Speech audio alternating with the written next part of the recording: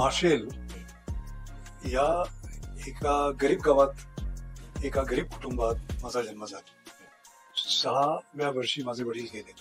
वडील फार लवकर गेले आपले, तर म्हणजे आईवर संघर्षाची वेळ आली असेल. तर मग इतिहास काय आहे कुटुंबाचा, म्हणजे एकंदर तुमच्या?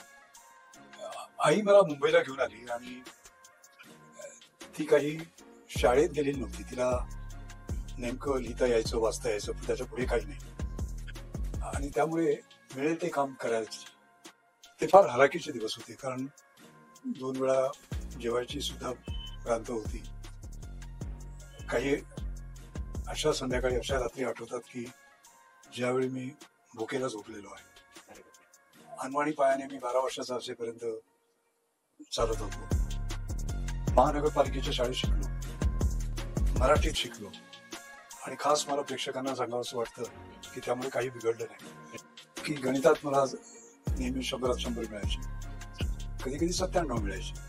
मी आपला आनंदी असायचो, पण ती मला तिथे बसवायची आणि मला विचारायची, हे 3 मार्क तुझे कुठे गेले? बालपणाचे काही किस्से सांगता येतील का? वाचनाची एवढी आवड होती की अनेक प्रयोग केले मी. उदाहरणार्थ, प्रार्थना समाजलाच एक पुस्तकांचं दुकान होतं आणि साधारण 1 वाजेपर्यंत 1 ते 4 दुकान बंद असायचं. तर मी त्यांच्याकडे गेलो आणि म्हटलं, तुम्ही दुकान बंद करू नका, मी हे दुकान बघतो, कळलं का? आणि ते 3 तास मिळायचे, त्याच्यात मी भरपूर वाचायचो. पुढे ज्यावेळेस तुम्ही माध्यमिकचं शिक्षण पूर्ण केलं, मग कॉलेजकडे प्रवास कसा झाला? 11वी जेव्हा मी झालो तेव्हा 1,35,000 विद्यार्थ्यांमध्ये महाराष्ट्रात मी 11वा आलो. मला अपेक्षा नव्हती, कळलं का? कारण मी कधी गाईड वापरली नाही, कधी कुठले कोचिंग क्लासेस केले नाही, काही केले नाही. तर ती एक मोठी संधी होती. त्यामुळे मला सर दोरा टाटा स्कॉलरशिप मिळाली. पुढे इंग्लंड USA चा प्रवास कसा झाला? माझी आई त्याला जबाबदार आहे. ती रोज नवीन नोकरीच्या शोधात असायची. तिला ते काम मिळालं नाही. ती परत येताना स्वतःला म्हणाली की माझा अपमान का झाला, कारण मला शिक्षण नाही. तर मी माझ्या मुलाला एवढं शिकवणार आहे जे सर्वोच्च आहे. ते काय आहे मला माहिती नाही. अनेक विद्यापीठ ऑनरी डॉक्टरेट देतात. तर त्यामध्ये आतापर्यंतचा राष्ट्रीय विक्रम होता तो डॉक्टर APJ अब्दुल कलाम यांचा, 49. तो मी गेल्या वर्षी मोडला. मला 50वी ऑनरी डॉक्टरेट घ्यावा. रिस्क तुम्ही घेतली, रिस्क घ्यायला लागते. काय सांगाल रिस्क बद्दल?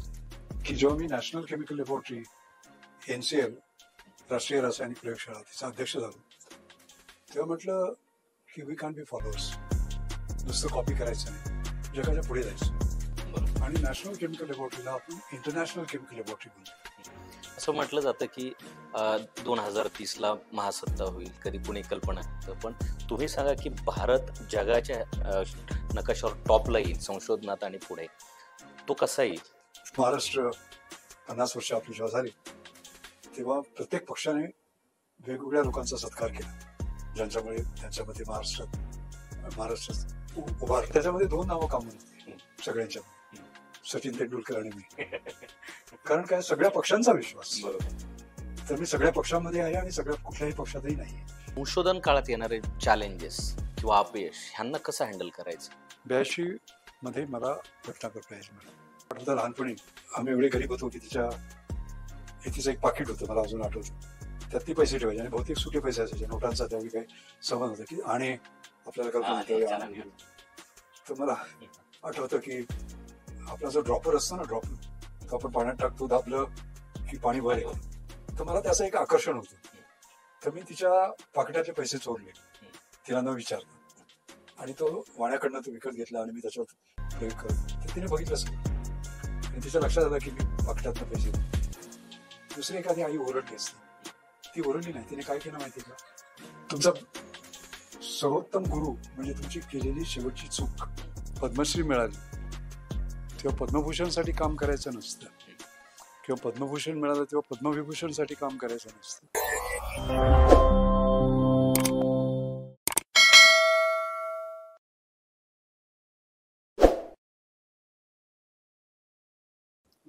जय महाराष्ट्र मंडळी, मी पी के भांडवलकर. चहा विथ सत्ता या कार्यक्रमामध्ये पुन्हा एकदा तुम्हा सर्वांचं मी मनपूर्वक स्वागत करतो. ज्ञान, नवे नवे उपक्रम आणि भारतीय विज्ञानाला जागतिक दर्जावर नेणारे एक नाव म्हणजे डॉक्टर रघुनाथ माशेलकर. एक शास्त्रज्ञ, विचारवंत आणि स्वप्न पाहणारे भारतीय, ज्यांनी दाखवून दिलं की विज्ञान केवळ प्रयोगशाळेत नव्हे तर समाज बदलण्यातही महत्त्वाची भूमिका निभावू शकतं. पुण्याच्या गल्ल्यांपासून जागतिक विज्ञान परिषदापर्यंत त्यांचा प्रवास म्हणजे चिकाटी जिद्द आणि नवोन्मेषाची अद्भुत कहाणीच. भारतीय औद्योगिक संशोधन संस्थेचे CSIR व नॅशनल केमिकल लॅबोरेटरीज म्हणजे NCL चे नेतृत्व, गांधीवादी नवोपक्रम ही संकल्पना आणि doing more from less more या विचाराने जगाला दिलेला एक नवा दृष्टिकोन, हे सर्व माशेलकर सरांचं अद्वितीय योगदान आहे. पद्मश्री, पद्मभूषण, पद्मविभूषण अशा सर्वोच्च नागरी पुरस्काराने सन्मानित केलेले शास्त्रज्ञ डॉक्टर रघुनाथ माशेलकर साहेबांकडून आज आपण जाणून घेणार आहोत की विज्ञान, नेतृत्व आणि मानवी मूल्यांची सांगड कशी घालायची. तर मंडळी, आजचा पॉडकास्ट खूप महत्त्वाच्या विषयावर होणार आहे आणि खूप इंटरेस्टिंग देखील होणार आहे. त्यामुळे शेवटपर्यंत नक्की बघा आणि चॅनलला सबस्क्राईब केलं नसेल तर प्लीज सबस्क्राईब करून घ्या. गांधी इंजिनिअरिंग तुम्हाला पहिल्यांदा सुचलं कसं?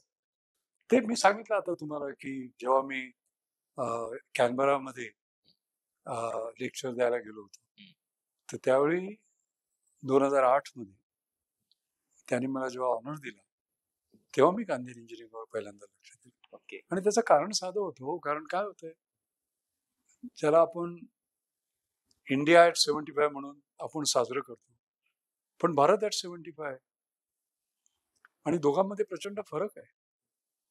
कळलं का तुम्हाला? एक उदाहरण देतो मी. माझे मित्र आहेत एक डॉक्टर गुजर म्हणून, उदय गुजर. मी जेव्हा स्वरूपवर्धींचा अध्यक्ष होतो तेव्हा ते उपाध्यक्ष होते. ते त्याच्या मुलाला घेऊन आले, मुलाला नव्हे, मुलाच्या मुलाला घेऊन आले आणि नातू त्यांचा, आणि त्याचं नाव वेद. तो 8वीत होता आणि ते म्हणाले की आम्हाला मोठा प्रॉब्लेम आहे याचा. तर म्हटलं काय? याला सगळं माहिती आहे. म्हटलं हा का प्रॉब्लेम कसा असेल? म्हणून बस. तर म्हटलं तुला कुठला विषय तुझ्या आवडीचा आहे? तो म्हणाला सगळे विषय. कॉन्फिडंट. म्हटलं नाही, त्यावेळी कोविड चालू होतं. तर मी म्हटलं की आपण बायोलॉजी घेऊ, कारण कोविड चालू आहे. त्याला म्हटलं अरे बॅक्टेरिया आणि व्हायरस मधला फरक काय? परफेक्ट उत्तर, 10 पैकी 10 मार्क. मग मी म्हटलं अरे म्युटेशन म्हणजे काय? परफेक्ट उत्तर. कळलं की नाही? मग मी आणखी बार वाढवला. म्हटलं अरे स्पाइक प्रोटीन म्हणजे काय? परफेक्ट उत्तर. 8वीतला मुलगा. कळलं का? शेवटी मी म्हटलं तुला एक माझ्याकडे माझा हे होता, आयपॅड होतं माझं, त्यातला एक मी फोटो काढला आणि तो त्याला दाखवला. तर ज्यांनी DNA चं स्ट्रक्चर शोधून काढलं होतं त्यांना नोबेल प्राइज मिळालं. त्यांचं नाव वॉटसन आणि क्रिक या दोघांना मिळालं. तर त्यांच्याबरोबर मी ब्रेकफास्ट करतोय असा एक फोटो होता. म्हटलं हे कोण? तुला DNA ची बरीच माहिती दिसते, हे कोण? ते म्हणजे यांना नोबेल प्राइज मिळालं, क्रिक अँड वॉटसन. आणि कुठल्या वर्षी मिळालं तेही सांगितलं. आणि एका तिसऱ्या स्त्रीला पण मिळायला पाहिजे होतं, कारण जे एक्सरे डिफ्रॅक्शन पॅटर्न तिने शोधून काढला. अरे बाप. 8वीतला मुलगा. आता म्हटलं की तुला नोबेल प्राइजची पण बरीच माहिती दिसते, तर सांग बघू एका शास्त्रज्ञाचं नाव ज्याला 2 नोबेल प्राइज. लगेच त्याने नाव सांगितलं, मॅडम मेरी क्युरी. आणि कुठल्या विषयात कुठल्या वर्षी तेही सांगितलं. तर म्हटलं नाही, लायनस पॉलिंगला पण 2 मिळाली होती. तर म्हणा नाही सर, तुम्ही सायन्स विषयी. त्यांचं पहिलं प्राइज सायन्सला होतं आणि दुसरं प्राइज पीस. 8वीतला. कळलं? आता त्याच आठवड्यामध्ये वर्तमानपत्रात मी एक अत्यंत दुःखद बातमी वाचली, आणि ती म्हणजे साताऱ्याजवळ एका गावामध्ये श्रद्धा नावाच्या मुलीने 15 वर्षाची आत्महत्या केली. का आत्महत्या केली तिने? कारण तिला ऑनलाईन शिकायला मिळालं नाही. का मिळालं नाही?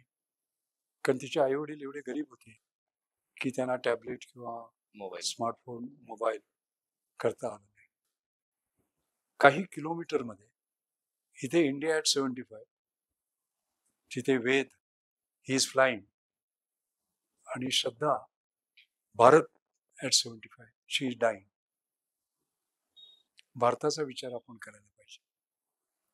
आणि माझ्या भाषणामध्ये केवळ तिचा नाही पण 6 इतर विद्यार्थी त्या जून 2020 मध्ये. तुम्ही कल्पना करा की एखाद्या 15 वर्षाच्या मुलाला आणि मुलीला स्वतःची आत्महत्या करणं फार वाईट आहे. फार वाईट आहे.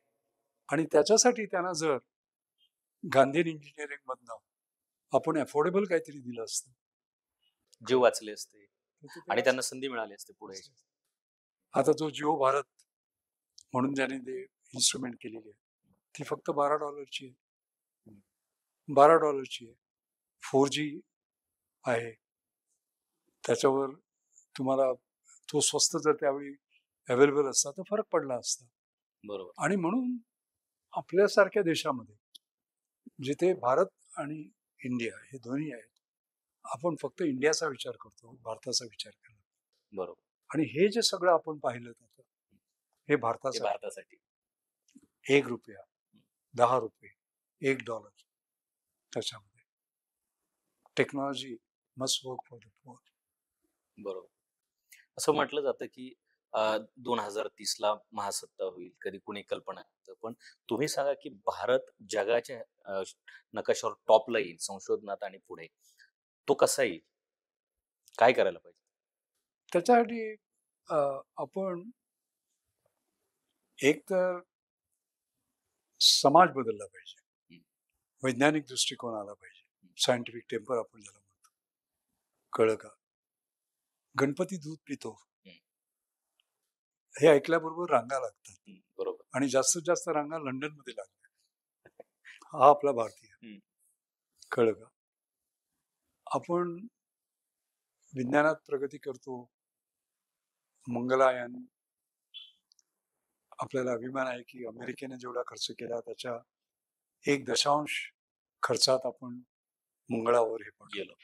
हा मंगलायान. पण या मुलीला मंगळ आहे म्हणून तिचं लग्न होत नाही.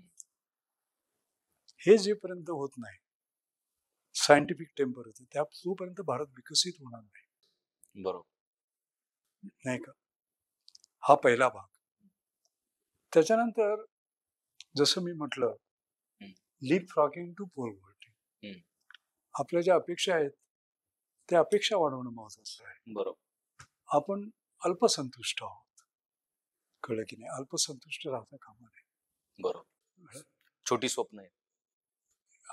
आताच सांगायचं म्हणजे जसं माझ्या आईने मला सांगितलं की बॅचलर डिग्री इनफ नाही, पीएचडी नाही, ऍस्पिरेशन वाढवले. आता गुकेश जो वर्ल्ड चॅम्पियन झाला 2025 मध्ये, 8 वर्षाचा असताना त्याचं ऍस्पिरेशन होतं की मी वर्ल्ड चॅम्पियन होणार. अशी मुलांची आपल्या हे वाढवलं पाहिजे. कळलं की नाही? आणि शेवटी सायन्स,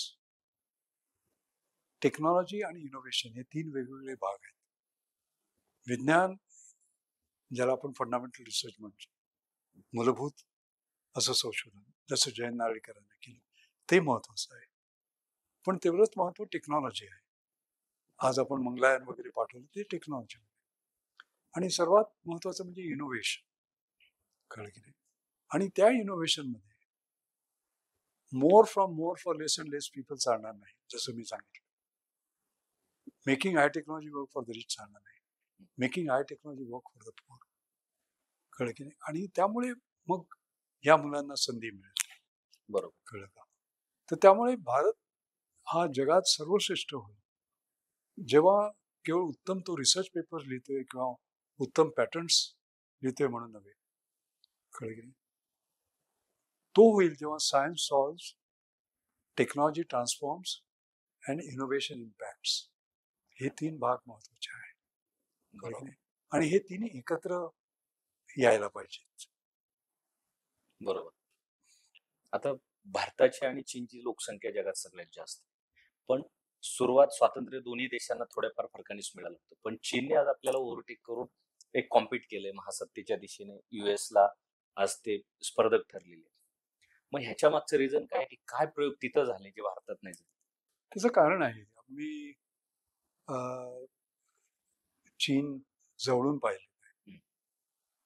आणि मला अजून आठवतं की त्यांनी जी रिसर्च अँड डेव्हलपमेंटमध्ये इन्व्हेस्टमेंट केली ती भारताहून कितीतरी पटीने जास्त होती.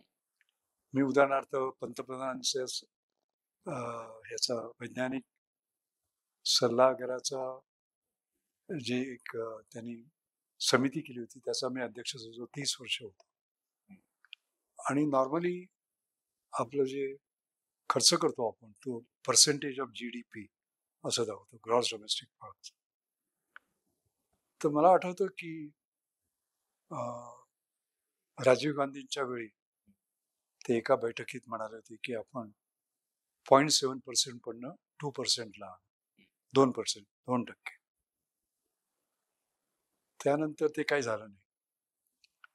त्याच्यानंतर अटल बिहारी वाजपेयी जेव्हा मी ते सायन्स काँग्रेसचा प्रेसिडेंट होतो त्यांच्या भाषणात म्हणाले की ते आपण 0.7% मधनं 2%ला 2%. ते काही झालं नाही. 2011 मध्ये डॉक्टर मनमोहन सिंग सायन्स काँग्रेसमध्ये बोलले होते ते आपण 0.7% मधनं 2% होणार. ते काही झालं नाही.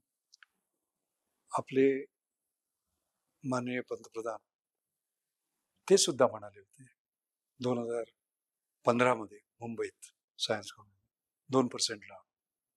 असे अनेक पंतप्रधान हे बोलत गेले आणि ते खरंच त्यांना वाटायचं की आपण हे करायला पाहिजे. कळलं की पण ते झाले नाही. का बरं प्रॅक्टिकली दिसलं? त्याचं कारण असं आहे की जेव्हा आपण 0.7% म्हणतो त्याच्यामधलं 2/3 65 ते 70% हे उद्योगांकडनं येतं आणि 30% हे गव्हर्नमेंट टाकतं. आपलं उलट आहे. 70% गव्हर्नमेंट आणि 30% तर त्यामुळे जर गव्हर्नमेंटने दिलेला पैसा असला पर्सेंटेज वाईज तो इतर देशांच्या ह्याला आहे पण इंडस्ट्रीकडनं तो आलेला आहे. हे त्याचं महत्वाचं कारण आहे. आणि म्हणून काल पंतप्रधानांनी जे RDI अनाऊन्स केलं 1,00,000 कोटी 5 वर्ष आणि ज्या कंडिशन मध्ये त्याच्यामध्ये उद्योगांना त्यांनी इन्व्हॉल्व्ह केलेलं आहे. बरोबर. कळलं का? 50-50 पार्टनरशिप आणि माझ्या मते हे फार महत्वाचं आहे. कळलं? जसं मी जेव्हा डायरेक्टर जनरल होतो तेव्हा मी new millennium Indian technology leadership initiative केला होता. लिडरशिप मला मागे राहिलेलं आवडत नाही. भारत हा पुढे नेतृत्व करायला पाहिजे आणि नेतृत्व करणं म्हणजे रिस्क घेणं. कारण तुम्ही कॉपी करत नाही, जगाच्या पुढे जातात आणि हे करण्यासाठी इंडस्ट्री रिस्क घेत नाही म्हटलं गव्हर्नमेंटने रिस्क घ्यावी.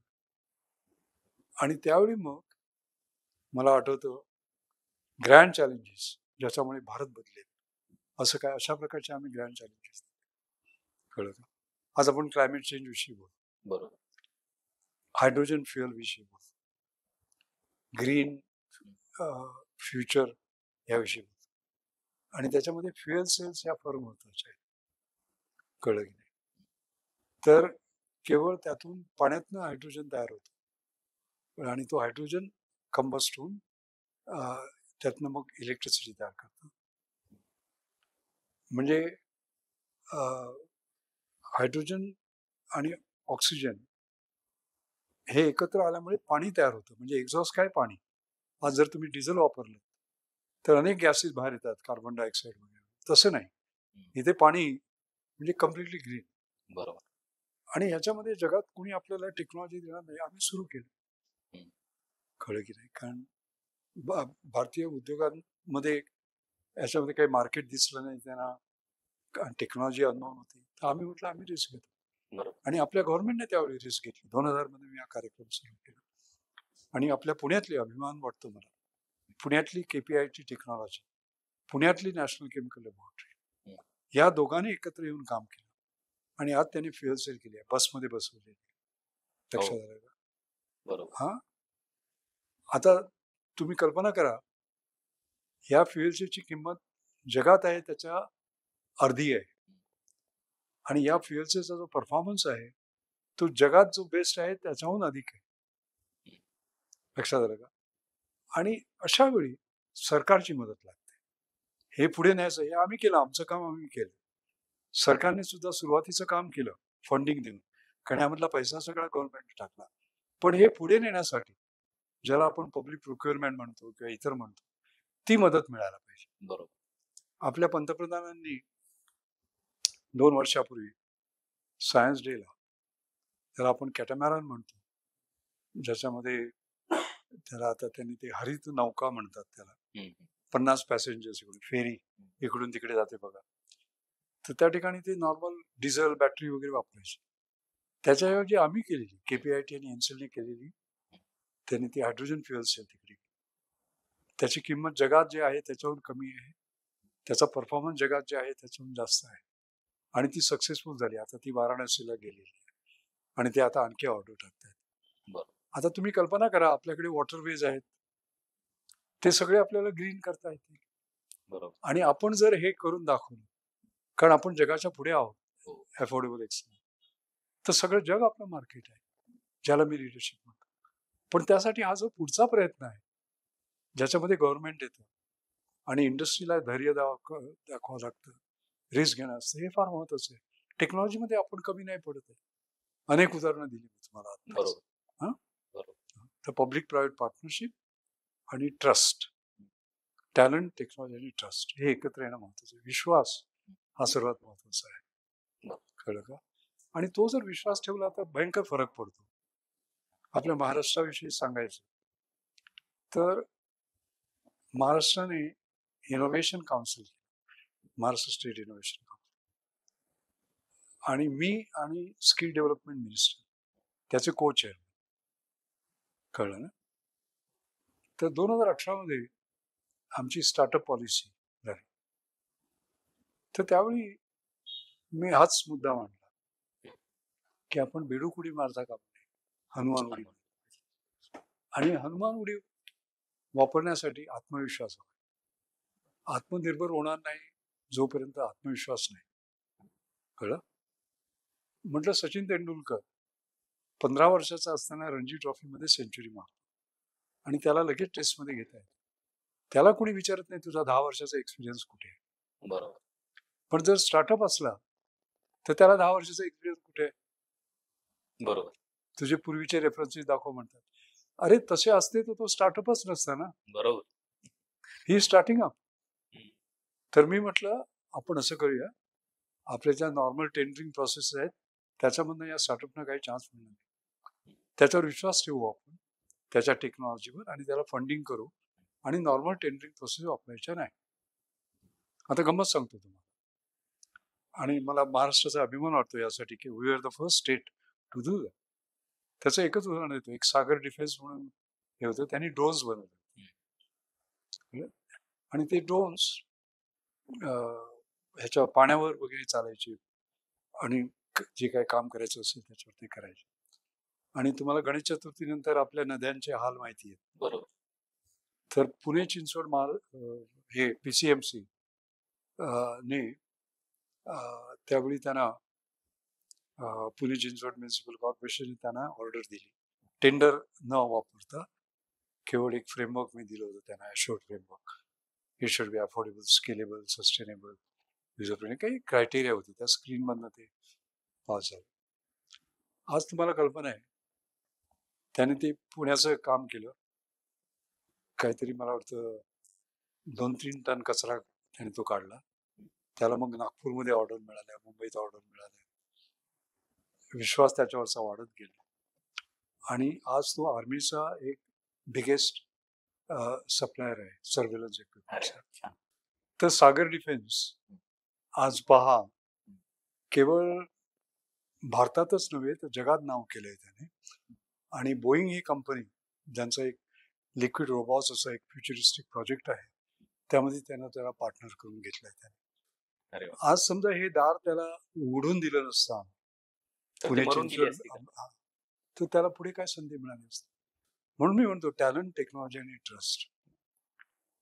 टॅलेंट आपल्याकडे आहे, टेक्नॉलॉजी आपल्याकडे आहे, पण विश्वास हा फार महत्वाचा आहे ह्याच्यामध्ये. तर माझ्या मते जर भारताला पुढे जायचं असेल तर हा सगळ्यात महत्वाचा भाग. एक प्रश्न विचारावासा वाटतोय की इस्रायल सारखा खूप छोटा देश आहे आणि युएसए सारखे जास्तीत जास्त नोबेल प्राइज असतील किंवा जास्तीत जास्त पेटंट असतील ते तिकडल्या देशांकडे की ते लोकांना मिळतं. म्हणजे तिकडं एज्युकेशन सिस्टम मध्ये काही स्ट्रॉंगनेस आहे, आपल्याकडे काही कमतरता आहे.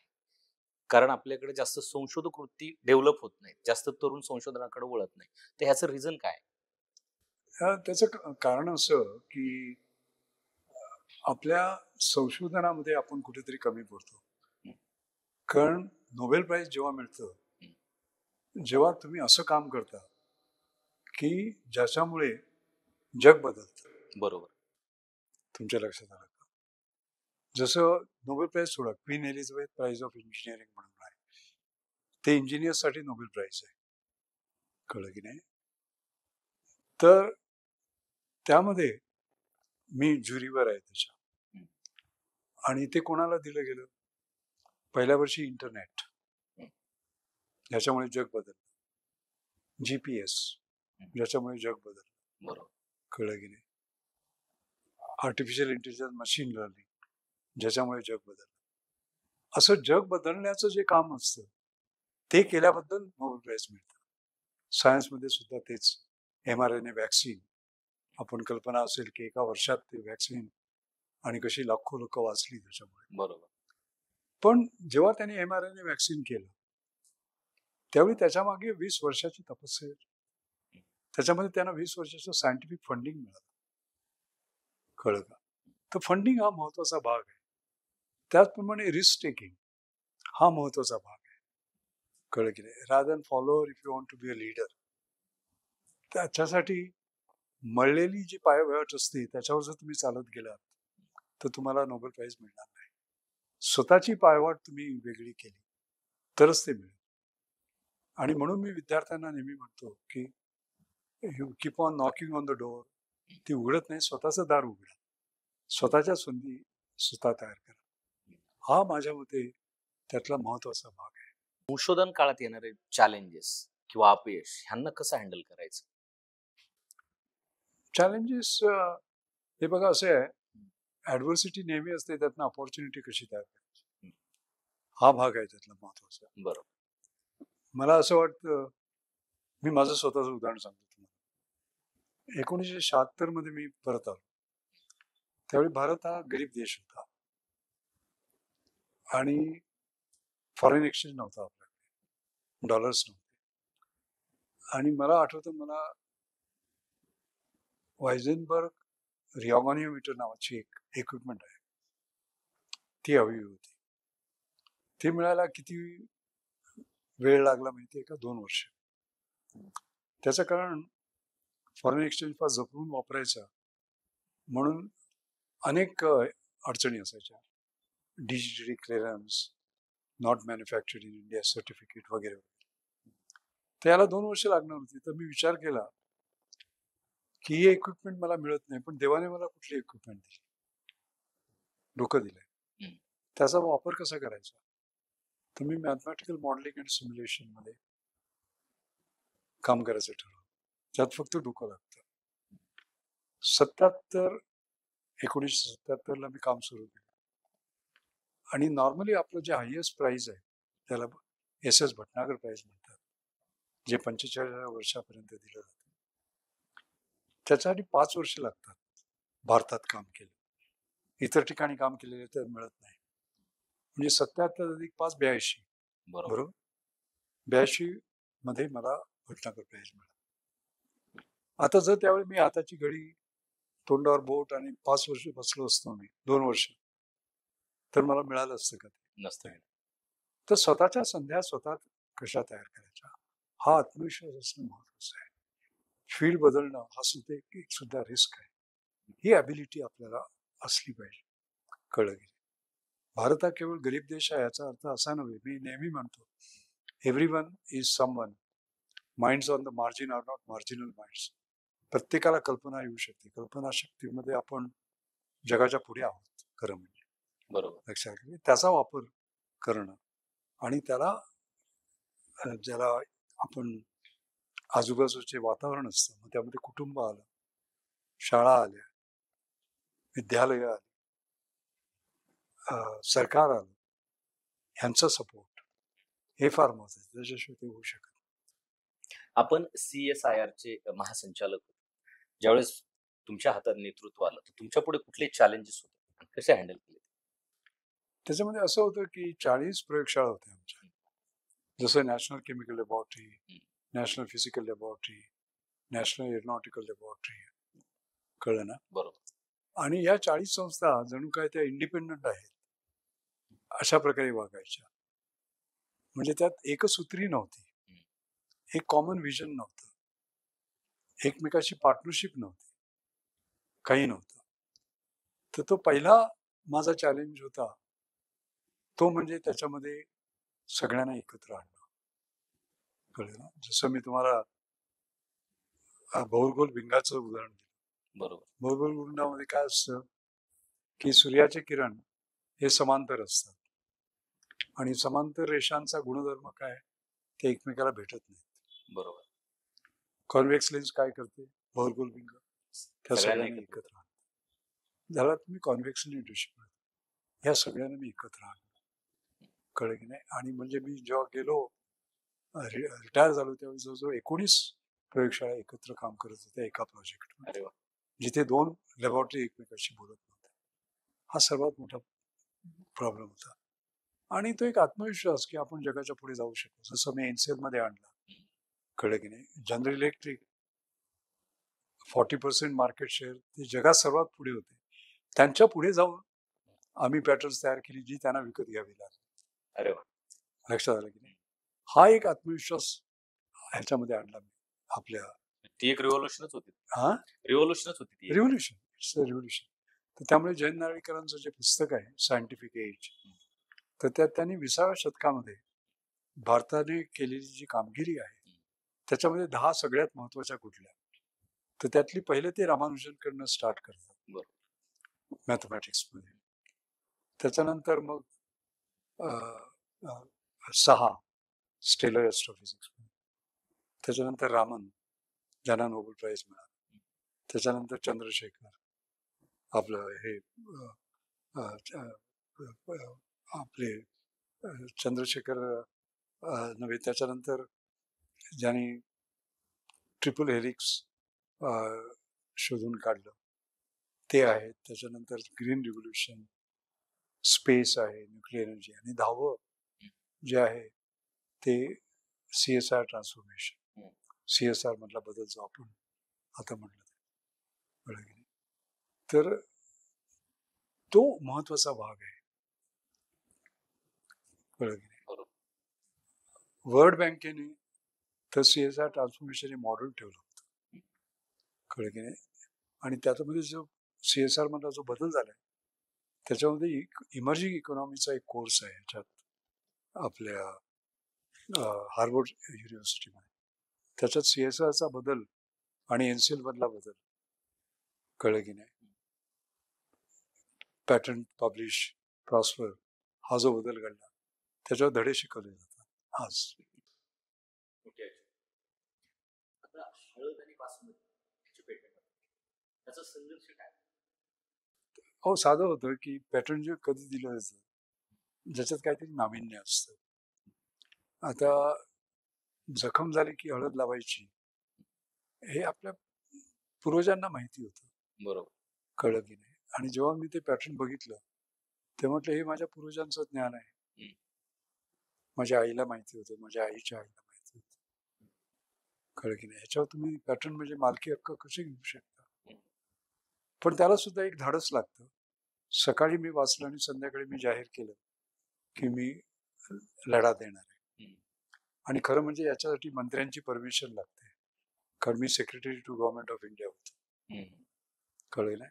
आणि सेक्रेटरी कुठलंही काम मंत्र्यांच्या परवानगीशिवाय करू शकत नाही. पण इथे मी माझ्या मनाची परवानगी घेतली आणि म्हटलं हे चुकीचं आहे, आपण हे करू. आणि 14 महिन्यात आम्ही ते जिंकलो. कळलं की नाही? आणि त्याचे अनेक परिणाम झाले, कारण त्याच्यानंतर मी वर्ल्ड इंटेलेक्च्युअल प्रॉपर्टी ऑर्गनायझेशन ह्याचा अध्यक्ष झालो. त्यांची standing committee on information technology, आणि ते पारंपरिक ज्ञानाला ज्ञानच मानत नसत. कळलं ना? आणि मी म्हटलं की हार्वर्ड, कॅल्टेक, प्रिन्स्टन, ऑक्सफर्ड, केम्ब्रिज यामध्ये ज्या ज्ञानाची निर्मिती झाली ते ज्ञान, आणि आमच्या पूर्वजांनी अनुभवाच्या प्रयोगशाळेमध्ये काम करून जे ज्ञान मिळवले, बरोबर, ते ज्ञान नव्हे असं कसं? बरोबर. त्यांनी तो लढा दिला, आणि त्याच्यानंतर मग इंटरनॅशनल पॅटर्न क्लासिफिकेशन सिस्टम बदलावी लागली. ती बदलली मी अध्यक्ष असताना, आणि ट्रॅडिशनल नॉलेजवर जिथे 0 सबग्रुप्स होते तिकडे 200हून अधिक आणले. आणि त्याच्यामुळे काय झालं, आणि त्याच्यानंतर मग त्यांनी त्यांची अडचण मला सांगितली. मी अमेरिकन पॅटंट ऑफिसमध्ये गेलो होतो, आणि त्यांना मी म्हटलं की हळदीचं पॅटंट हे एकच चुकीचं नव्हे, 10 उदाहरणं घेऊन गेलो, आणि प्रत्येक ठिकाणी त्यांना संस्कृत श्लोक दाखवला, त्याचं इंग्रजीमध्ये भाषांतर दाखवलं, आणि तुम्ही दिलेला क्लेम जो ऍक्सेप्ट केला हे नवीन आहे हे दाखवलं, आणि म्हटलं याच्यात नाविन्य नाही, हे आमच्या पूर्वजांनी इतक्या वर्षापूर्वी केलेलं आहे. आणि मग ते आम्हाला त्यांनी ती सर्च कशी करतात ती दाखवली. त्यामुळे जेव्हा हळदीचं पेटंट आलं तेव्हा मी बसलो आणि कीवर्ड्स वापरले. कळलं का? Turmeric, wound healing powder. स्क्रीनवर बघितलं तर काहीच आलं नाही, कारण एक तर तुमच्या डोक्यात ते ज्ञान किंवा तुमच्या पोत्यात. बरोबर. तुमच्या डोक्यात काय आम्हाला माहिती नाही, तुमच्या पोत्यात काय ते आम्हाला माहिती. आणि त्यामुळे आम्ही मग ट्रॅडिशनल नॉलेज डिजिटल लायब्ररी केली, जवळजवळ 30 कोटी पानाची आहे. कळलं का? ज्याच्यामध्ये हे सर्व ज्ञान जे विखरलेलं होतं जगभरात सगळ्यात, ते आम्ही एकत्र आणलं. जगभरात नाही, आम्ही भारतावरच केलं. कळलं की नाही? आणि त्याला मग ते इंटरनॅशनल पॅटर्न क्लासिफिकेशन कोडिफिकेशन केलं, कारण ते पॅटर्न एक्झामिनरच्या लँग्वेजमध्ये त्याला कळलं पाहिजे, ते केलं. आणि त्याच्यामुळे आता काय झालंय त्याचे परिणाम, की चुकीचं पॅटर्न दिलं जात नाही, कारण ते पकडले जातात. त्याचा वापर सगळीकडे आम्ही आता कंपल्सरी केलेला आहे. तर एक तो छोटासा हे हळद, त्याला हळदी गाठीची लढाई म्हणतात, बेसिक दुसरी लढाई. त्याच्यामुळे हा जगभरात पारंपरिक ज्ञान मानलं गेलं, हा मोठा फरक पडला. बासमतीचं वेगळं होतं. बासमतीमध्ये टेक्सास नावाच्या कंपनीने टेक्समती असा राईस बनवला, आणि त्याच्या प्रॉपर्टीज बासमती सारख्याच होत्या. कळलं? आणि त्याने ते क्लेम केलं. त्याचे फार वाईट परिणाम झाले असते, कारण आपल्याला एक्सपोर्टच करता आला नसतं बासमती, आणि हजारो कोटीचं नुकसान झालं असतं. तर माझ्या अध्यक्षतेखाली कमिटी होती, आम्ही ती फाईट केली, आणि त्यामध्ये अनेक क्लेम्स आम्हाला खोडून काढावे लागले. आता होतं तर बासमती आपला, पण त्याचा जो सुगंध असतो तो कशामुळे असतो याच्यावर कधीच विचार केला. तर त्यांनी ते शोधून काढलं की it is 2 acetyl 1 vinyl pyrrolidone, आणि ते 1 to 500 parts per billion असतं. हा त्यांचा क्लेम आम्हाला खोडून काढावा लागला. त्यामुळे माझी CFTR आहे, जी लॅबॉरेटरी आहे, central food technology research institute, तिकडे आम्हाला एक एक्सपेन्सिव्ह इक्विपमेंट आणून महागडी ते प्रूव्ह करावं लागेल की आमच्या स्ट्रेनमध्ये सुद्धा ते होते. ती जरा महाग लढाई होती, पण महत्वाची होती. बरोबर. आणि त्याचे क्लेम आम्ही खोडून काढले. पण आता टर्मेरिक आणि बासमती वगैरे होणार नाहीये, कारण त्यांना पकडलं जाणार. कळलं की नाही? आणि त्याच्यामुळे ते घाबरून आता मल्टीनॅशनल्स हे पण करत नाहीत, कारण त्यांना आता कल्पना आहे की ह्या स्क्रीनमधनं आम्हाला जाता येणं शक्य नाही. पण हा मोठा परिणाम. हा लढा खूप महत्वपूर्ण लढा फार महत्वाचा होता, जग बदललं त्या. साहेब, आपण विविध समित्यांवर काम केलं, धोरण समित्यांवर काम केलं, सल्लागार म्हणून काम केलं, कसा अनुभव होता? त्याच्यामध्ये आतापर्यंत 16 मशालगीर कमिटी झाल्या. माझ्या मते हा एक रेकॉर्ड आहे, आणि त्या विविध क्षेत्रामध्ये झालेल्या आहेत. माझा पहिला अनुभव म्हणजे जेव्हा भोपाळचा ऍक्सिडेंट झाला, मिथाइल आयसोसायनेट लिकेज, आणि एका रात्रीत 2600 लोक गेली. बरोबर. तर ते कशामुळे झालं हे करण्यासाठी 1 man कमिशन केलं होतं. त्याचा मी technical assessor for the inquiry commission होतं आणि त्यावेळी मी फक्त 42 वर्षाचा होतो. तेवढ्या तरुण वयात माझं हे काम तुमच्यावर सुरू झालं. जबाबदारी. ती आणि ती मोठी कामगिरी होती. त्यानंतर मग सरकारचा विश्वास बसल्यावर बऱ्याचशा गोष्टी होतात आणि मला आठवतं की पहिली कमिटी होती आपली रिजनल इंजिनिअरिंग कॉलेज जी आहेत त्याच्यामध्ये रिफॉर्म्स काय नव्हे आणि त्यामध्ये 1998 मध्ये आणि त्यामध्ये आम्ही NITs RIC रिजनल इंजिनिअरिंग कॉलेजेसची NITs करायच्या, नॅशनल इन्स्टिट्यूट ऑफ टेक्नॉलॉजी.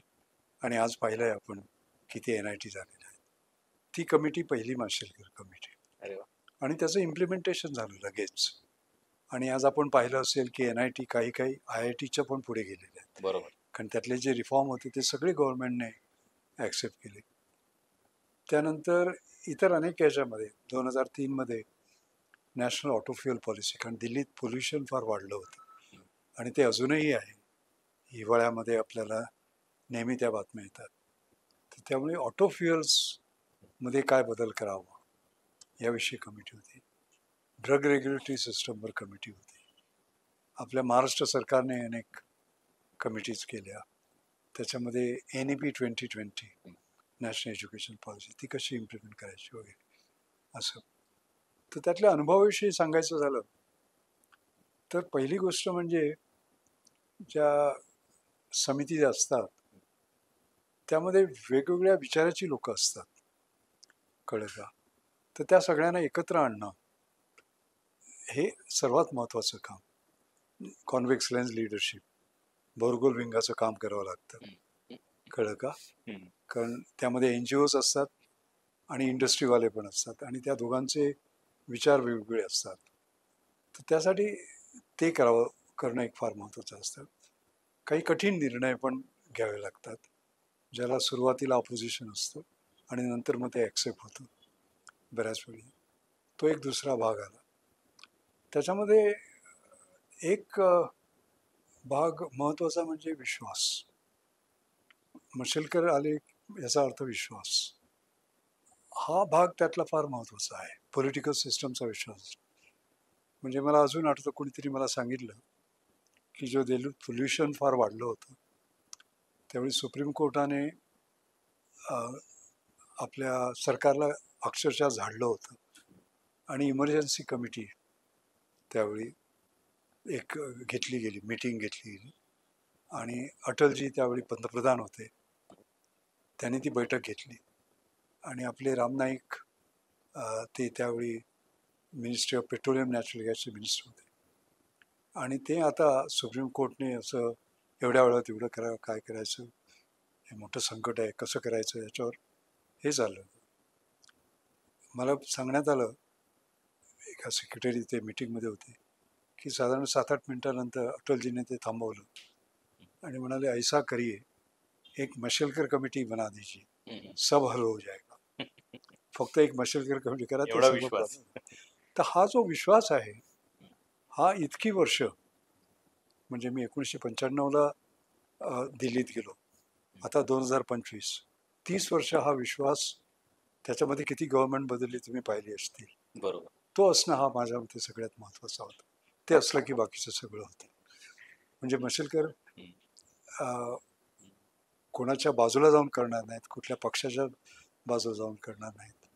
हा एक विश्वास जो लोकांमध्ये निर्माण झाला आहे हे फार महत्त्वाचं असतं. तुम्हाला गंमत सांगतो, जेव्हा महाराष्ट्र 50 वर्ष आपली जेव्हा झाली तेव्हा प्रत्येक पक्षाने वेगवेगळ्या लोकांचा सत्कार केला ज्यांच्यामुळे त्यांच्यामध्ये महाराष्ट्र उभारला. आणि काँग्रेसने वेगळ्या याचा, BJPने वेगळ्या याचा, NCPने वेगळं, शिवसेना वेगळे, असं सगळं. पण त्याच्यामध्ये 2 नावं कॉमन होती सगळ्यांच्यामध्ये, सचिन तेंडुलकर आणि मी. कारण काय, सगळ्या पक्षांचा विश्वास. बरोबर. तर मी सगळ्या पक्षांमध्ये आहे आणि सगळ्या कुठल्याही पक्षातही नाही आहे. हा जो महत्त्वाचा मुद्दा असतो की त्याचा स्वतःचा काही स्वार्थ नाही त्याच्यामध्ये, हा ह्याच्यामध्ये फार महत्त्वाचा ठरला. डॉक्टर रघुनाथ माशेलकरांना सगळे हिरो म्हणतात, रोल मॉडेल. पण माशेलकर साहेब कोणाला रोल मॉडेल? माझी रोल मॉडेल माझी आई. कळलं का? तिने केवळ मला जन्म दिला नाही, पण आयुष्यातली मूल्य दिली. जसं मी तुम्हाला सांगितलं की 97 मार्क मिळाले, मी आनंदी असायचो. ती म्हणायची उरलेले 3 मार्क कुठे गेले. त्यानंतर मी तुम्हाला सांगितलं की जिला नोकरी मिळाली नाही, परत आली, तर त्यावेळी ती म्हणाली की माझ्या मुलाला मी एवढा शिकवणार की कुठेही हे नाही. खोटं कधी आयुष्यात बोलली नाही. कळलं की नाही? आणि बऱ्याच गोष्टींचं क्रेडिट मी तिला देतो. आता उदाहरणार्थ हळदीघाटी लढाईमुळे मला जगप्रसिद्धी मिळाली, पण त्याचं क्रेडिट मी तिला देतो. त्याचं कारण सांगतो. त्याचं कारण म्हणजे एक उन्हाळ्याची संध्याकाळ होती आणि मी, माझा मुलगा अमेय, माझी पत्नी वैशाली आणि ती, आम्ही गच्चीवर बसलो होतो आमच्या डायरेक्टर्स बंगलो. आणि इतक्यात एक पक्षी आला पडला, त्याचा पंख तुटलेला होता. आई धावत खाली गेली आणि हळदीची पूड घेऊन आली, पाणी टाकलं आणि त्याला ते हे लावलं आणि तो पक्षी गेला 2 तासात. आम्ही सगळे रडलो. मला अजून आठवतं, कारण अमू त्याला, अमेय माझा मुलगा, त्याला पाणी देत होता चोचीने. सगळे दृश्य आहे. मग तिला मी खाली जेवताना विचारलं, अगं हळद माणसाला चालते, ती त्या पक्षाला चालेल असं तुला कसं कळलं? तर त्यावेळी ती अशिक्षित होती पण शहाणी होती. ती मला म्हणाली की सर्व जे काही जीवित आहेत, मग तो वृक्ष असू दे, मासा असू दे, पक्षी असू दे, मानव असू दे, ते सर्व समान. हे माझ्या डोक्यात होतं. आणि त्यामुळे जेव्हा मी तो पेपर वाचला तेव्हा मला ह्याची आठवण आली. आणि नाहीतर मी काय वेडेपणा आहे असं म्हणून सोडून दिलं असतं. बरोबर. सोडलं नाही. कळलं? तर आणि अशा अनेक हे आहेत ज्याच्यामध्ये तिने शहाणपणा मला दिला, मूल्य मला दिली. आयुष्यात जर मी चूक करत असलो तर मला सांभाळलं. आणि तिची एक वेगळी पद्धत होती. मला आठवतं लहानपणी आम्ही एवढे गरीब होतो की तिचं एक पाकिट होतं, मला अजून आठवतं. त्यात ती पैसे ठेवायची आणि बहुतेक सुटे पैसे असायचे. नोटांचा त्यावेळी काही समज होता की आणे, आपल्याला कल्पना आहे त्यावेळी आणे वगैरे होते. तर मला आठवतं की आपला जो ड्रॉपर असतो ना, ड्रॉपर, तो आपण पाण्यात टाकतो, दाबलं की पाणी वर येतं. तर मला त्याचं एक आकर्षण होतं. तर मी तिच्या पाकिटातले पैसे चोरले, तिला न विचारता. आणि तो वाण्याकडनं तो विकत घेतला आणि मी त्याच्यावर प्रयोग करत होतो. ते तिने बघितलं सगळं आणि तिच्या लक्षात आलं की मी पाकिटातनं पैसे दिले. दुसरी एखादी आई ओरडली असती, ती ओरडली नाही. तिने काय केलं माहिती आहे का? 24 तास माझ्याकडे बोलली नाही. मला समजायचं तर मी समजून गेलो. तिला जे दाखवायचं होतं ते तिने दाखवलं. कळलं का? ज्या परीने, ज्या तऱ्हेने तिने मला वाढवलं. जसं ती 3री पास आहे का नाही म्हटलं, तिला माहिती आहे जॉब मिळणार नाही आपल्याला, तरी खोटं बोलले. कधी खोटं बोललं नाही त्या आयुष्यामध्ये. आणि तेच माझ्या मुलांना आणि नातवंडांना अतिशिक्षण हे जे मिळालं. तर मी म्हणतो त्याप्रमाणे ती केवळ आई नव्हती. कळलं की नाही? ती जरी आज नसली तरी ती सगळीकडे, हा इंटरव्ह्यू सुद्धा ती ऐकते असं मला वाटतं. त्यांनी तो ऐकावा.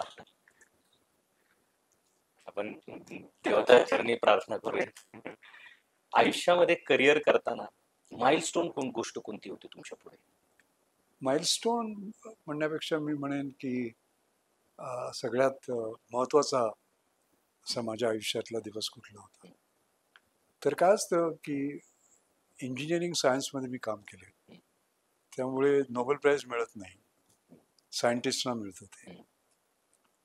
त्याच्या पुढचा मान म्हणजे FRS, fellowship of royal society. ही 365 वर्षाची संस्था आहे आणि मोठे मोठे शास्त्रज्ञ त्याचे सदस्य झालेले आहेत. इंजिनिअरिंग सायन्समध्ये आतापर्यंत फक्त 3 भारतीयांना, भारतातल्या, हा मान मिळालेला आहे. त्यातले एक आज नाही आहेत, रुदम नरसिंह. 2 हयात आहेत. एक माझे गुरु प्रोफेसर मनमोहन शर्मा आणि दुसरा मी. आणि त्यात सर्वात महत्त्वाचा भाग म्हणजे तो मान जेव्हा तुम्हाला मिळतो तेव्हा त्या पुस्तकात तुम्ही सही करता ज्याच्यामध्ये न्यूटनने केलेली आहे आणि ती तशीच करता जशी त्याने केली होती.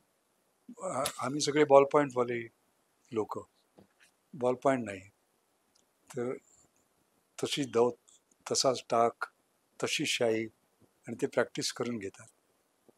तर त्या पुस्तकात सही करणं आणि तुम्हाला पाहायला देतात बरं का कुठल्याही एका व्यक्तीची. मग तुम्ही न्यूटनची बघू शकता, आईन्स्टाईनची बघू शकता, कोणाची बघू शकता. तर आम्ही सगळ्यांनी बहुतेकांनी न्यूटनची सही बघितली, 9व्या पानावर आहे आणि ते सगळे बघतात त्यामुळे त्याने ते लॅमिनेट केलेलं आहे प्रोटेक्ट करण्यासाठी. ते माझ्या म्हणजे माझ्या आयुष्यातला तो सगळ्यात मोठा महत्त्वाचा सन्मान आहे. आणि आतापर्यंत 365 वर्षामध्ये एकुलत्या एका महाराष्ट्रीयांनी त्यात सही केली. हा देशाचा आणि महाराष्ट्राचाही सन्मान आहे. ज्याच्यासाठी ज्याच्याकडे आज तुम्ही बोलत आहात, हा माझ्या मते आयुष्यातला मोठा एक क्षण होता. पण मी समाधानी नाही आहे त्याचं कारण माझ्यासारख्या अनेक रघुनाथ माशेलकर व्हावे आणि त्यांनीही त्या पुस्तकात सही करावी एवढी आपली आज ताकद आहे, ते व्हायला पाहिजे असं मला वाटतं. बरोबर. ज्यावेळेस वैज्ञानिक म्हणून काम करतो किंवा कुठल्याही क्षेत्रात संशोधन म्हणून काम करतो तर ती संयमाची लढाई असते, बऱ्याचदा अपयश येतं. तर त्यात संयम टिकून जिंकायचं कसं? त्याच्यामध्ये मी नेहमी म्हणतो की सगळ्या एक्सपेरिमेंट्स तुमच्या यशस्वी होत नाहीत, फेल होतात. तर त्यावेळी फेल याचा अर्थ FAIL, first attempt in learning, पहिली संधी शिकायची असं धरायचं. तुमचा सर्वोत्तम गुरु म्हणजे तुमची केलेली शेवटची चूक, त्या चुकीतनं आपण काय शिकलो हे जोपर्यंत आपण हे करतो ना, तो संयम ऑटोमॅटिकली येतो. कारण everything is not successful when you do scientific research. Patience, perseverance हा फार महत्वाचा आहे. तर तरुणांना तुम्ही काय सल्ला द्याल? माझे 5 माशेलकर मंत्र आहेत, कळलं का? ते 5 माशेलकर मंत्र जे आहेत ते अनुभवाने मिळवलेले आहेत. ते 5 माशेलकर मंत्र मी आता आपल्याला सांगतो. पहिला मंत्र ज्याला मी इंग्रजीत म्हणेन, aspirations are your possibilities, keep them high. आपल्या अपेक्षा आहे ते अत्यंत उच्च ठेवणं महत्त्वाचं असतं. तुम्ही एव्हरेस्टवर जायचं म्हटलं तर निदान हनुमान टेकडीपर्यंत जाऊ शकत, पण हनुमान टेकडीला जायचं म्हटलं की जागच्या जागी राहा, त्या उंच ठेवा. जसं गुकेश 8व्या वर्षी तो म्हणाला की मला वर्ल्ड चॅम्पियन व्हायचं आणि झाला. तर उच्च अपेक्षा हा त्यातला महत्त्वाचा भाग आहे. मला वाटलं नव्हतं न्यूटन्स लॉज ऑफ मोशन मी जेव्हा शिकत होतो की मी न्यूटनने ज्या पुस्तकात सही केली त्या पुस्तकात सही करीन, पण ते घडलं, कळलं की नाही. तर हे एक महत्त्वाचा भाग. दुसरा भाग असा आहे, you can do anything but not everything. आजच्या तरुणांना असं वाटतं की आपण सगळं काही करू शकतो, पण तसं नाही, कळलं की नाही. आणि त्यामुळे फोकस, ज्याच्याविषयी मी बोललो, केंद्रित करणं हे फार महत्त्वाचं असतं. आजच्या तरुणांमध्ये फोकस फार कमी आहे, अटेन्शन स्पॅन फार कमी आहे. तो मोबाईल आणि त्याच्यावर असं असं चाललं असतं किंवा असं असं चाललं असतं, कळलं की नाही. लक्ष केंद्रित करून ती जी शक्ती ती फार महत्त्वाची आहे. तिसरा संदेश म्हणजे ज्याला पॉझिटिव्हिजम आपण म्हणतो, कळलं की नाही, सकारात्मक, हे फार महत्त्वाचं असतं. लोक मला दुर्दम्य आशावादी म्हणतात. हे माझं आत्मचरित्र, ह्याच्या 12 आवृत्त्या निघालेल्या आहेत, कळलं का. म्हणजे डेंजरस ऑप्टिमिस्ट, सागर देशपांडे यांनी हे लिहिले. 11.5 वर्ष मेहनत करून हे पुस्तक लिहिलं त्याने, कळलं का. आणि हे लोकांना फार आवडलं आहे. काही काहींनी तर शेकडो कॉपीज घेऊन शाळांमध्ये पाठवल्यात, तुम्ही रघुनाथ माशेलकर व्हा म्हणून. तर हा आशावाद फार महत्वाचा असतो आणि त्याच्यामुळे जग बदलू शकतं. कळलं? उदाहरण सांगतो तुम्हाला मी, की जेव्हा इलेक्ट्रिसिटी जाते, अंधार होतो, तेव्हा आपण सरकारला शिव्या घालायला सुरुवात करतो. बरोबर. पण त्याचवेळी आपल्यामधला एखादी व्यक्ती बाहेर जाते आणि मेणबत्ती घेऊन येते आणि प्रकाश येतो, मंद प्रकाश पण प्रकाश येतो. ही जी प्रवृत्ती आहे ही आशावादी आहे. अंधार असला तरी मी उजेड आणीन. कळलं ना? त्याचा पुढचा भाग म्हणजे you keep on knocking on the doors, they don't open. Create your on doors. जसं मी सांगितलं 1976 मध्ये मी आलो आणि त्यावेळी मला इक्विपमेंट जी पाहिजे होती ती मिळाली नाही. मी स्वतःचं दार उघडलं.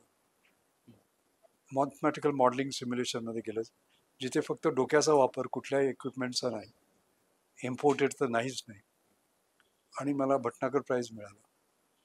आणि शेवटचं म्हणजे there is no limit to human imagination, no limit to human endurance, no limit to human achievement excepting the limit you put on your self. याचा अर्थ असा की तुमच्या कल्पनाशक्ती कुठपर्यंत जाऊ शकते, तुमची सहनशीलता कुठपर्यंत जाऊ शकते, तुम्ही काय आयुष्यात मिळवू शकता, याला लिमिट असं नाही. त्याचं उदाहरण देतो मी तुम्हाला. जेव्हा मी FRS झालो तेव्हा मोठा मान होता, आत्ताच समजून सांगितलं मी. तर मी प्रोफेसर CNR राव माझे गुरु, प्रोफेसर MM शर्मा आणि प्रोफेसर CNR राव यांच्यामुळे मी घडलो. माझे जे 4 गुरु आहेत त्यामध्ये आई हा पहिला गुरु आणि त्यानंतर हे भारतरत्न आहेत ते. तर त्यांना मी फोन केला, सर मी FRS झालो. आता एवढा मोठा मान ना, तर मला वाटलं काहीतरी कौतुकाने काहीतरी बोलतो. ते काय म्हणाले माहिती आहे का? Not bad. ठीक आहे. नंतर मला फार वाईट वाटलं. त्याच्यानंतर मी American Academy of Arts and सायन्सचा फेलो झालो. 1760 मध्ये याची निर्मिती केली होती आणि त्याच्यानंतर अनेक मोठी मोठी लोक, म्हणजे हे केलं होतं बेंजामिन फ्रँकलिन आणि जॉर्ज वॉशिंग्टनने, आणि त्यानंतर विन्स्टन चर्चिल पासून आईन्स्टीन, नेल्सन मंडेला, अनेक नोबेल लॉरेट्स वगैरे असे मेंबर आहेत, आणि मी 7वा होतो. कळलं ना? तर म्हटलं आता याला आनंद होईल म्हणून फोन केला. Not bad. मग म्हटलं यांना 3रा असावं, 7वा असावं, याच्यात मजा नाही. नॅशनल अकॅडमी ऑफ इन्व्हेंटर्स म्हणून आहे, आणि मी पहिला भारतीय भारतातनं जो त्याचा फेलो झालो. आता म्हटलं हा पहिलाच म्हणजे ते कौतुक नक्की करणार, म्हणून मी त्यांना फोन केला. Not bad. मग मी रागावलो, म्हटलं सर मी काय केलं पाहिजे म्हणजे तुम्ही इम्प्रेस व्हाल. तर त्यावेळी त्याने जो महत्वाचा मला एक केलं, तो म्हणाला, ते मला म्हणाले, you are climbing on a ladder of excellence, limitless ladder of excellence which has no limit excepting the limit you put on your self. तू उत्तमतेच्या शिडीवर चढतोयस ज्याला मर्यादा नाही आहे, तू कुठपर्यंत जाऊ शकशील, एक्सेप्ट तू डोक्यात स्वतः लिमिट जे घालून घेशील. तर त्यामुळे मी तरुण मुलांना सांगतो की तुम्ही काही अचीव केलं तरी अल्पसंतुष्ट राहा, संतुष्ट होऊ नका, हे संपलं आता असं नाही.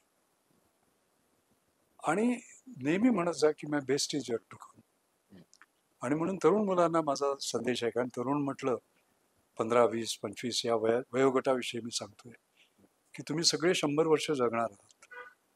तर त्यामुळे जर तुम्ही 16 वर्षाचे असाल, उठा सकाळी आणि म्हणायचं की my best is yet to come and today is the day.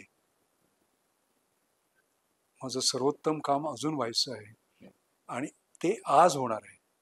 आणि 16व्या वर्षी म्हणा, जसं 96व्या वर्षी म्हणा. आणि हे जर संबंध भारताने केलं, 124 कोटी जनतेने केलं, तर भारत आज आहे तो उद्या कुठे असेल, सर्वोत्तम देश सर्व देशांमध्ये. नक्कीच. हे 5 माशेलकर मंत्राच. आपल्याला भारत सरकारने सर्वोच्च नागरी पुरस्कार तिन्ही देऊन सन्मान केलं. काय भावना होती पद्मश्री आणि पद्मविभूषण घेताना? त्यावेळी अर्थातच आनंद होतो की आपलं कौतुक झालेलं आहे. पण माझ्या मते ती एक मोठी जबाबदारी असते. कारण जेव्हा पद्मश्री मिळाली तेव्हा पद्मभूषणसाठी काम करायचं नसतं, किंवा पद्मभूषण मिळालं तेव्हा पद्मविभूषणसाठी काम करायचं नसतं. तर त्यावेळी देशाने आपल्यावर एक कौतुक करून जबाबदारी टाकलेली आहे की तुझ्याकडनं अजून अपेक्षा आहेत. लक्षात आलं की नाही? अशी एक जबाबदारी येते. आता मी 83 वर्षाचा आहे, पण माझं 24 तास काम चाललेलं असतं. आता तुम्ही माझा 3 तास इंटरव्ह्यू घेतला, कळलं की नाही? या वयामध्ये सुद्धा कळलं का? तर हे काम माझं सतत चालूच असतं. बरोबर. Work hard in silence, let success make all the noise. हे एक माझं धोरण आहे की काम हे शेवटचा श्वास घेईपर्यंत चालू असलं पाहिजे. बरोबर. साहेब, आपण खूप भरभरून मार्गदर्शन केलं, आयुष्याबद्दल सांगितलं आणि तुम्ही सत्ता मंचावर आलात, आमचा सन्मान वाढवला. त्याबद्दल सत्ता मंच तुमचा आयुष्यभर ऋणी राहील. धन्यवाद.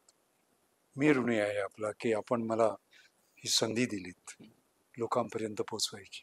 धन्यवाद. तर मंडळी, आज आपल्या सत्तामंच या व्यासपीठावर सन्माननीय प्रख्यात शास्त्रज्ञ डॉक्टर रघुनाथ माशेलकर साहेब आले आणि त्यांनी त्यांच्या जीवनाचा प्रवास उलगडला आणि मार्गदर्शन केलं. याबद्दल मी सत्ता कुटुंबाच्या वतीने त्यांचे खूप खूप आभार मानतो आणि आपणही अमूल्य असा रसग्रहण करण्यासाठी वेळ दिला त्याबद्दल आपल्या सर्व मंडळींचेही मी आभार मानतो.